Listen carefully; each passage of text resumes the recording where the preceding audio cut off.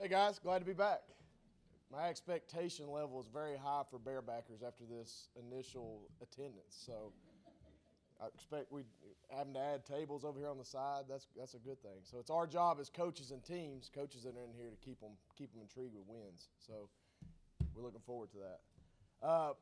Finishing up a good fall camp for us. We're excited about Thursday night. To be quite frank, we're tired of hitting purple and gray. We're ready to hit something that's red.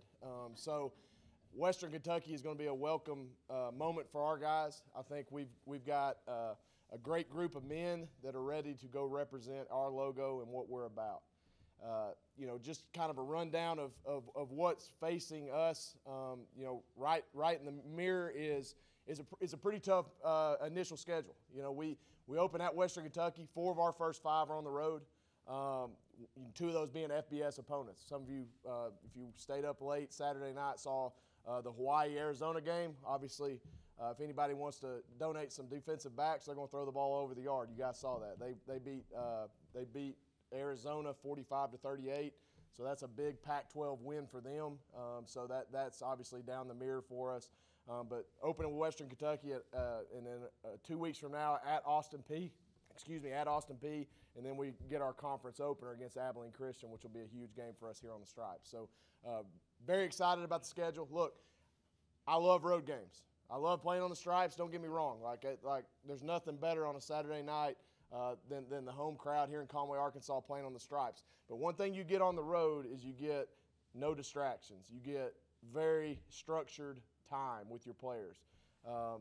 We're on schedule. We're telling them where to be, how to be there, how to tie their shoes, how to put their clothes on, all the things that you look for as a coach. That's what you do on the road. So I'm looking at it as an advantage for our program. We've got some inexperience, some young guys that are going to be making their first road trip come Thursday, but I'm excited about that and looking forward to that challenge. Western Kentucky is going to be a great opponent.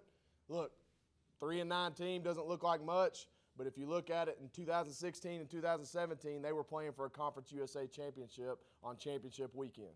So a lot of their seniors and juniors that were on that team were a part of championship caliber team and bowl teams with the Western Kentucky program.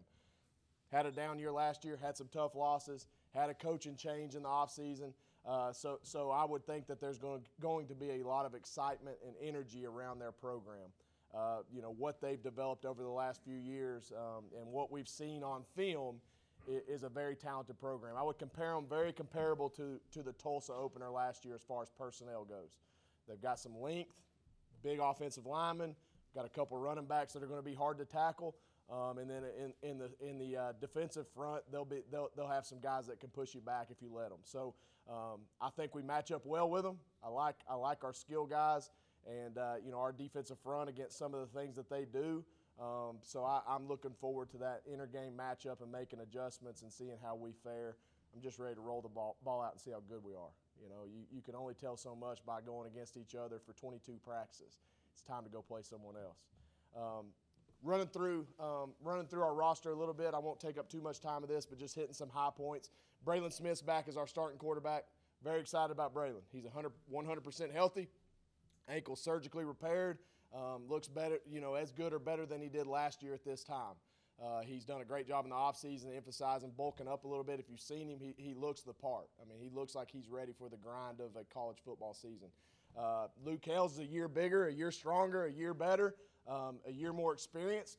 He played our last 7 games last year, starting out as the third-team quarterback, went 4-3 as the starter. And I'll tell you, we use his story constantly within our program. He goes into the season, doesn't even hardly take a rep after fall camp, and then the 5th game of the season, you're the starter because the first-string guy and the second-string guy went out. You never know when your number is going to be called. The expectations never change for any of our programs here at UCA, but especially in football, our expectation is to win the football game. I don't care if it's the third-string quarterback or the first guy. So Luke's a great example of that, of being ready when his number was called, and he did an admirable job of completing last season. He's a year better. He'll come in as our backup quarterback. Excited about our two-headed monster at running back in Carlos Blackman and Kier Crossley. Both of those guys have been our leading rushers the last 2 years. So both of them have big game experience in the Southland Conference. They've been a part of playoff teams. And then they're guys that you can turn and hand the ball off to and can make an offensive line look good at times. So that's what you're looking for at the running back position. Very excited about a key name at running back, a guy named Cameron Myers, the younger brother of Brandon Myers. I think he's going to have a special year. He's going to actually be our starting kick returner on Thursday night, so he may touch the ball first for the 2019 season for us. But you'll see him getting some significant reps at running back as well. On the offensive line, 4 of our 5 starters are back. Now, what does that mean? Not much, because I've got 3 freshmen that have pushed all of them. We did a great job last year of our coaching staff did a great job bringing in a great freshman recruiting class. You could see 2 of those 3 true freshmen rotate in on Thursday. Right tackle Parker Ray from Columbia, Missouri, and center Josh George from Benton, Arkansas. Both will have rotation time. Won't be starters, but will have rotation time on the offensive line front. We're led up there by all-conference left tackle Hunter Watts. He's 6'8", 330 pounds. He's had probably 15 NFL teams looking at him. I think he's a guy that has a chance with a good year to have a shot at the next level. So very excited about our offensive front. A lot of experience back.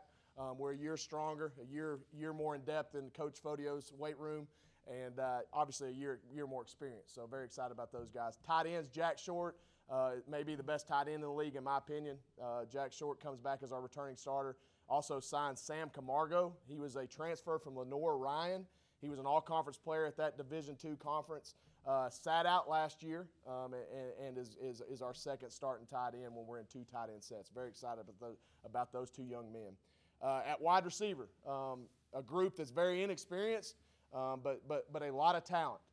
Unfortunately, the 3rd practice of the season, our most experienced receiver banged his knee up. Brandon Myers will sustain a season-ending knee surgery on September 6th. That'll knock him out. He's got a redshirt year, so those of you that have followed us, Brandon Myers, he's number 84. That's a tough loss for us. That's a tough loss for us. But just like when you lose a quarterback, or just like when you lose a great soccer player, volleyball player, you got to get up, brush yourself off, and get the next guy ready. And that's what we've done. And we've got some talented kids in that room. Names that I think you need to know: Lawan Winningham, he'll wear number 5 Thursday. Very talented young man. He'll fill that role great. I've got 2 freshmen in Tyler Hudson. He'll wear number 88. He may be the best young receiver I've ever been around. I've been around Aaron Ferruz. I've been around Mike Norvell, Ben Ferris. I can go Eric Ware. I can go through names. Dominique Kroom, Desmond Lewis. Tyler Hudson's as talented as any of them. Wait and watch. It's going to be fun to watch for the next 4 years. He's special. I also have another freshman that you'll see wearing number 86, Christian Richmond. He fits more of the Jatavius Wilson, Brandon Cox mold. He's a shorter kid, but I haven't been around kids that are as explosive as he is. Tyler and Christian both are true freshmen. They will handle our punt returning duties day one. They will also factor into our receiving core day one right away.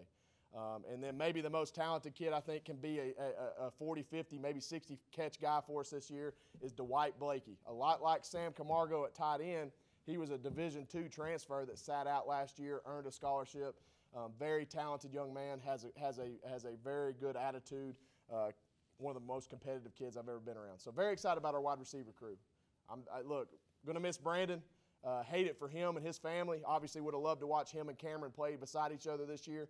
We'll get that opportunity next year, but we're going to be fine. Coach Howard and Coach Collins have done a great job with those wide receivers. We're talented, and I can't wait. I think we've got some really good playmakers in that room.